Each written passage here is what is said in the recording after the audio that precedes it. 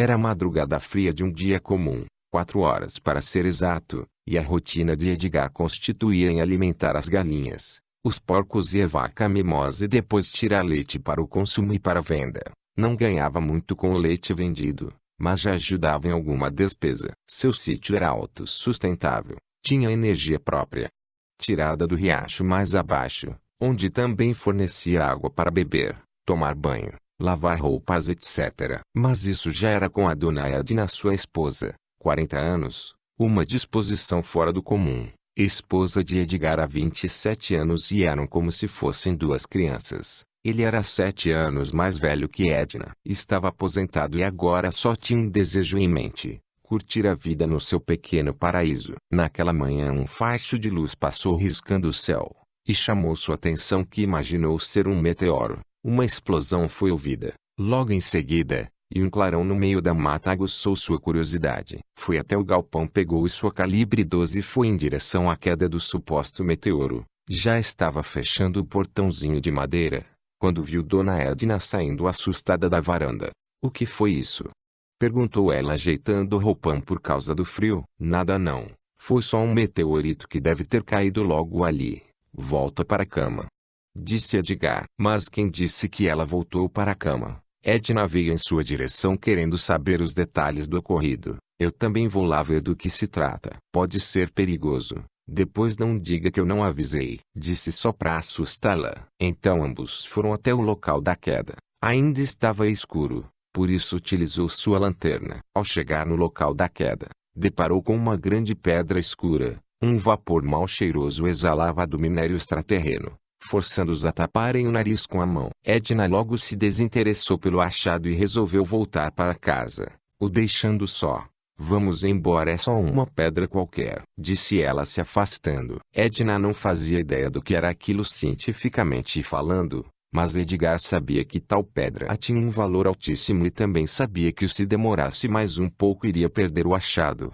pois logo o local estará repleto de militares. Sem perda de tempo correu até o galpão e pegou seu velho trator para arrastar a pedra. Quando se deu por satisfeito ao ver que seu achado estava guardado no galpão, percebeu que havia deixado rastros. Decidiu apagá-los para não indicar que a pedra estava com ele. Após ter feito todo o serviço, avistou ao longo da estrada vários faróis indo em direção à queda. Logo imaginou se tratar de militares, geólogos ligados ao governo. Apagou as luzes para não chamar atenção e se retirou para seu quarto. No dia seguinte acordou com alguém batendo palmas. Calçou os chinelos, foi até o banheiro lavar o rosto. Havia ido dormir tarde, por isso perdeu a hora de tratar das criações. Olhou no relógio, eram 7 horas. Acostumado a acordar mais cedo, observou que um homem engravatado estava no seu portão. Foi até ele, já imaginando do que se tratava aquela visita, mas fez de desentendido. "Bom dia", disse o homem. "Bom dia", respondeu Edgar, cozendo a cabeça. "Como foi a noite? Aconteceu algo diferente nas proximidades?" perguntou o homem, retirando o óculos escuro. "Dormi feito pedra. Não acordaria nem que acabasse o mundo." "Por que a pergunta?" "Temos informações que caiu um meteoro ou algo parecido nas proximidades", respondeu o homem, coçando a barba negra. "Ufa! Ainda bem que não caiu em cima da minha casa, mas não vi nada não. Como disse, não acordaria nem que o mundo acabasse." Edgar não gostava de mentir, mas esses caras não vão pegar meu achado, que por sinal quase cai em cima da minha cabeça, pensou. "Tudo bem, então tenha um bom dia", respondeu o homem, colocando o óculos no rosto. Edgar ficou a observar o homem entrar no carro e sumir estrada fora, deixando só a poeira para trás. Olhou para o galpão e caminhou em sua direção. Estava curioso a respeito da pedra, de onde teria vindo. Porém uma ideia lhe assustou quando se aproximou do material. Poderia isso ser radioativo? Estaria pondo em risco minha vida ao tocar aquilo. Ficou observando por alguns minutos. Se isso fosse radioativo, eu já estaria morto, ou com alguns sintomas estranhos, pensou consigo. Pegou uma marreta e uma talhadeira e decidiu tirar uma amostra a levar para alguém que entenda do assunto. Começou a dar as primeiras marretadas na rocha quando esta partiu a meio, liberando um tipo de fumaça branca em líquido incolor. Tirou a parte de cima e levou o maior susto da sua vida, pois no interior da pedra se encontrava um bebezinho todo encolhido e sem uma roupa alguma. O interior da rocha mais parecia uma bolsa uterina e o tal líquido deveria ser um niótico. Mas o que aquela criança estava fazendo ali? E de onde ela teria vindo? Foi até a porta do galpão e chamou pela Edna. Ela deveria saber o que fazer com aquela criança, que estava toda gosmenta e deveria estar com fome, presumiu. Edna veio apressada pois sabia que eu não a chamaria à toa. Ela quase que teve um instinto materno de que alguém precisa dela e não era ele sim a criança. Oh meu Deus! Que fofurinha! O que esta criança está fazendo aqui? Como assim? De onde saiu? Edna estava confusa com tudo aquilo. Saiu da pedra. Estava dentro dela, disse Edgar tentando entender se fazia sentido tudo aquilo. Nossa! Você está todo sujinho, pobrezinho. Deve estar com fome. Vou levar para dentro e dar um banho nele. Disse Edna enrolando a criança em uma toalha. Ele ainda segurava a marreta e a talhadeira na mão. Olhou para a pedra. Depois para o bebezinho no colo de sua esposa, olhou para a marreta e jogou no chão com a talhadeira, cobriu a pedra com uma lona e seguiu a Edna. Queria saber mais a respeito daquela criança. Após Edna ter dado um banho no pequeno, e enrolá-lo em alguns panos improvisados, perguntou, o que vamos fazer com ele? Ficar conosco, é lógico, responde Edna. Mas não sabemos nada a respeito dele. O menino caiu do céu. Disse ele analisando suas fisionomias. Veja, o que é isso nas costas dele? Perguntou Edna mostrando a costa do neném. Não sei, parece 2 cortes profundos, mas não são cortes provocados e sim naturais. Uma espécie de abertura. Eu acho que ele respira debaixo d'água. Ah, deixa de ser bobo. Acha que o bebezinho é peixe agora. Deram o nome do garotinho, Angelino, coisa da Edna. O nome pegou. E nos apegamos a ele também. Era todo sorridente, raramente chorava, apenas quando chamava sua atenção, pois era muito curioso e mexia em tudo. Novamente receberam a visita de um homem e uma mulher, perguntando sobre a noite da queda. Tiveram de fazer algo para que despistasse aquelas pessoas, ainda mais agora que tem uma criança envolvida. Sabe lá o que eles fariam com o pequenino? Pegou a rocha, enrolou na lona e enterrou no quintal. Jamais descobririam. Os anos foram passando e a criança crescia. Estava na idade de 7 anos, quando perceberam algo na sua costa estava fora do comum. 2 pequenos membros estavam nascendo. Não dava para saber o que poderia ser aquilo. Edna queria levá-lo ao médico. Não. De jeito nenhum. Imagine se descobrem que ele não é humano. Vão dessecá-lo só para descobrir como ele é por dentro. Mas e se for algo grave que ele está passando? Disse Edna abraçando Angelino. Não. Nada de médico. Vamos dar um jeito. Disse Edgar decidido. Foi uma noite que Angelino estava contorcendo na cama, sentindo a costa arder. Ele não chorava, mas Edgar sabia que estava sentindo dor, pois havia 2 enormes calombos na costa. Edna estava desesperada. Andava de um lado para outro procurando remédio para tirar dor, quando Angelino soltou um grito aterrador. E um par de asas brotou em sua costa. Levaram o maior susto, pois eram enormes, 2 vezes seu tamanho. Edna caiu para trás com susto. Meu Deus! O que é isso? O que aconteceu, meu filho? Exclamou Edna ao ver as enormes asas de Angelino. Angelino estava surpreso, não sabia o que estava acontecendo com ele. Olhava para Edgar como quem procura a resposta. Ele estava boquiaberto. Não tinha resposta para algo assim, mas começou a sorrir, o que lhe deixou mais tranquilo. Passou a movimentar as asas de um lado para outro criando um vórtice no interior do quarto. Foi ficando cada vez mais forte a ponto de deslocar tudo à volta. Pare. Pare com isso, Angelino. Aqui não é um bom lugar. Disse Edgar com as mãos no rosto para proteger dos objetos que voavam ao redor. O menino parou de bater suas asas, ao ver que assustava-os. Se entristeceu ao ver que Edna estava com medo dele. Mas ela percebeu e se aproximou de Angelino abraçando-o. Vamos lá para fora. Será que você consegue voar? Perguntou ela. Angelino ao sair para fora olhou para o céu. Contemplou as nuvens como se estivessem chamando-o. Esticou suas asas e com força abanou-as, até que do chão foi se elevando, e cada vez mais alto, até se ver nas nuvens quais havia observado. Uma explosão de alegria e prazer lhe tomou conta e do alto fez um rasante perto de sua casa sendo aplaudido por sua mãe de criação. Seu pai sorria, Ao ver a alegria do filho, admirava a sua capacidade de voar. Voou mais alto que as nuvens, e pode ver o sol acima delas. Plainou sobre eles e uma paz inigualável tomou seu ser. Queria ver tudo, ver o mundo de cima, ver o sol se pôr. Depois chorou por ver que só ele tivera essa oportunidade.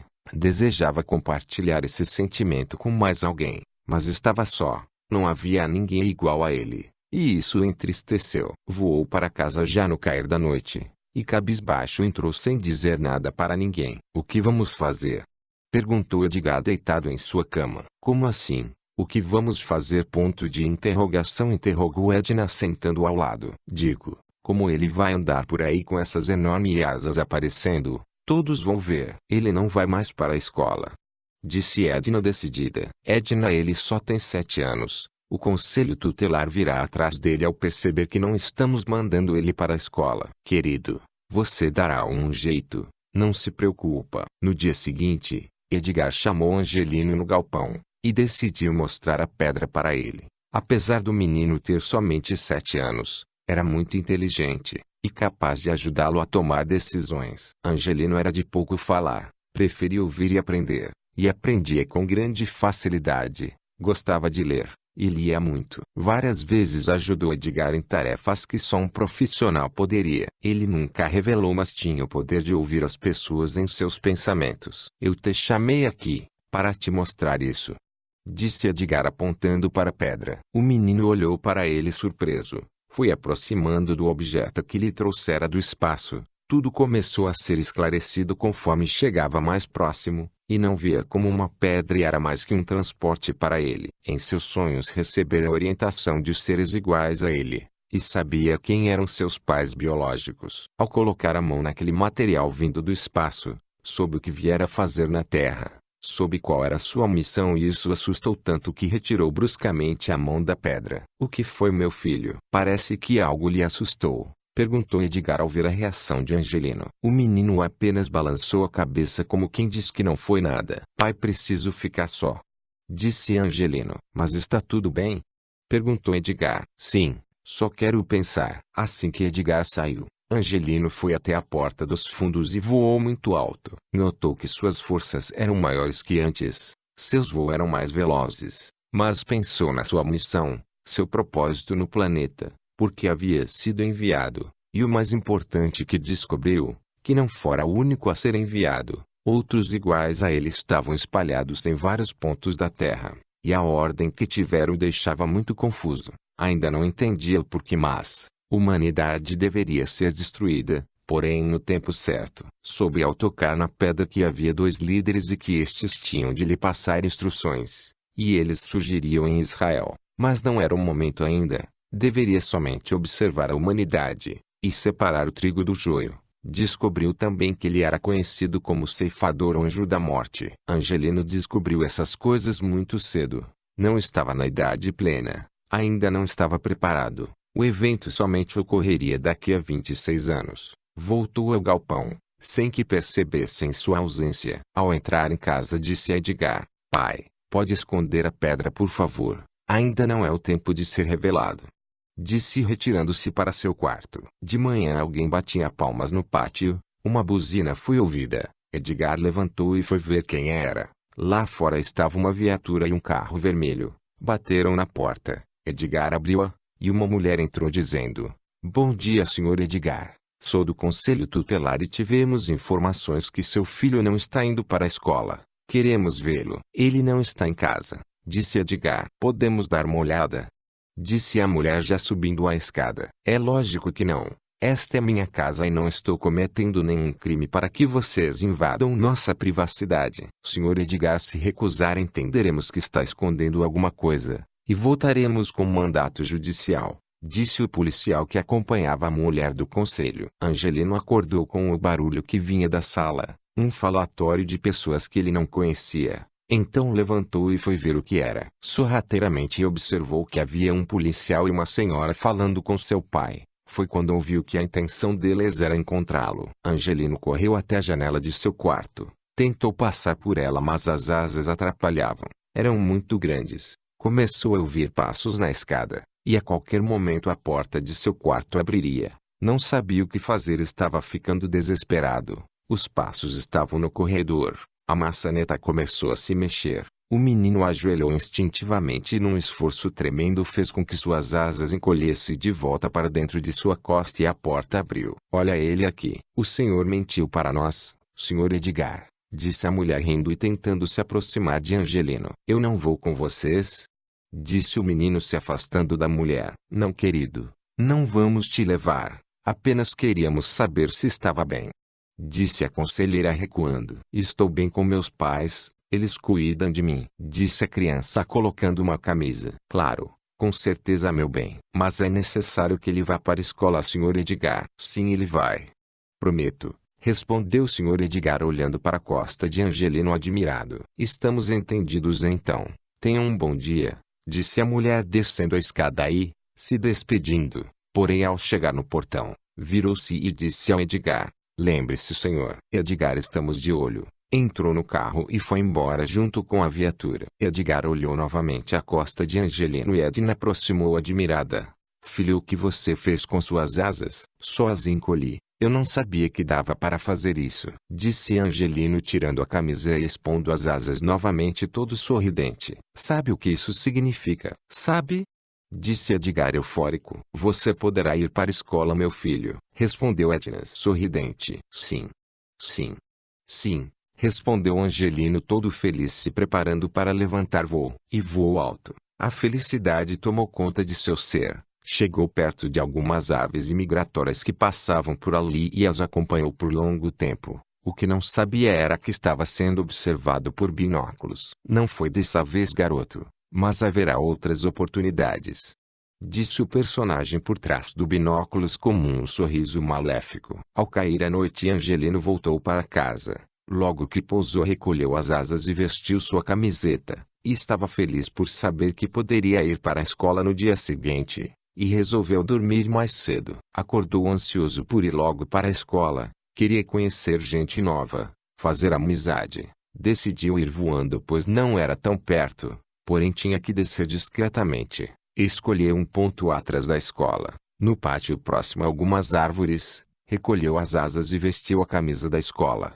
Dirigiu-se até o portão principal, esperou que o sinal tocasse, para entrar. E aí, brother, como vai? Você é novo aqui? Ponto de interrogação, perguntou um garoto ruivo de óculos fundo de garrafa. Sim, meu nome é Angel, mas me chamam de Angelino. Prazer, o meu Glauber. Cara, gostei da cor do seu cabelo, porque é branco. Sei lá, nasci assim. O sinal tocou e todos os alunos entraram. Angelino procurou sua sala entre outras 10. Viu que Glauber estava na mesma classe que ele. Quando a professora entrou na sala, teve a impressão que a conhecia. Ela se parecia com a mulher que foi à sua casa como conselheira, e havia algo nela que o deixava inquieto. Muito bem, meu nome é Helena, sou a nova professora de vocês. Estou no lugar da antiga professora Marta que morreu semana passada. Que Deus a tenha, disse a mulher apagando a lousa. Vamos estudar biologia. E a tarefa que darei a todos agora é que cada um pegue um saquinho que será distribuído,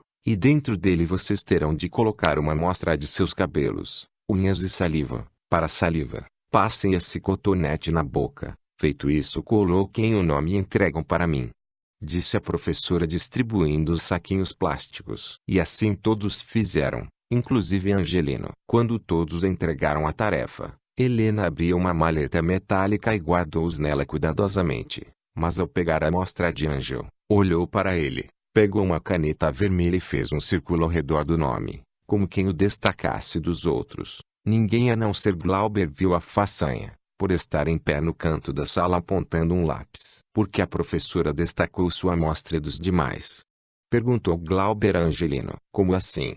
Perguntou Angel. Vi ela fazer um círculo vermelho ao redor de seu nome, na amostra, contou Glauber. Angel estranhou aquela atitude, e logo percebeu que havia feito besteira. A tal professora descobriria sua identidade genética e saberia que ele não era um humano. Se é que ela já não desconfiasse, tinha de tomar uma atitude, e recuperar a amostra. Esperou todos saírem, ficou para trás somente ele e a professora. Estava de olho nela escondido no fim do corredor onde era escuro. Sabia que as amostras estavam em uma maletinha metálica, e ela estava saindo da sala com a tal maleta. Tudo o que tinha de fazer era segui-la e ver onde levaria aquilo. Angelino saiu pelo fundo da escola, tirou a camiseta e voou o mais alto que fosse possível vê-la, sem ser visto. Notou que ela entrou em um prédio a poucos quarteirões da escola. Pousou no terraço e foi descendo os andares até que avistou ela entrando no apartamento número 37. Voltou ao terraço e voou rodeando o prédio até encontrar o apartamento mencionado.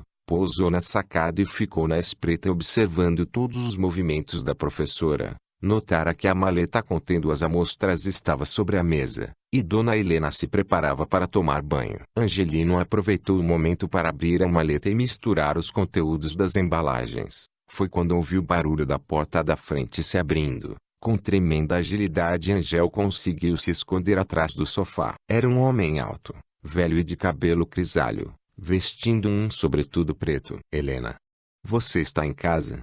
Perguntou o homem tirando o sobretudo, deixando à mostra uma automática em sua cinta. Sim, querido, estou no banheiro.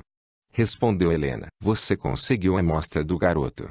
Perguntou o homem mexendo na maleta. Sim, está na maleta em cima da mesa. Ótimo, vou levar para o laboratório. Nos vemos à noite, disse o homem vestindo o sobretudo e se retirando. Sim, estarei pronta quando chegar. Respondeu Helena ainda no banheiro. Angelino viu a oportunidade de cair fora dali, antes que Helena saísse do banheiro, e estava próximo da sacada, quando percebeu algo brilhante na cadeira, onde estava a roupa da professora, e ao se aproximar notou que se tratava de uma arma de fogo, e também junto à arma uma carteira com as letras FBI. Apavorado com a descoberta, Angel se atirou da sacada esquecendo de abrir suas asas. Foi caindo com grande velocidade. Algumas pessoas estavam na calçada, e se olhassem para cima o veriam caindo. Foi então que Angelino estendeu suas asas e voou para longe dali, um tanto aliviado por ninguém o ter visto. Continua.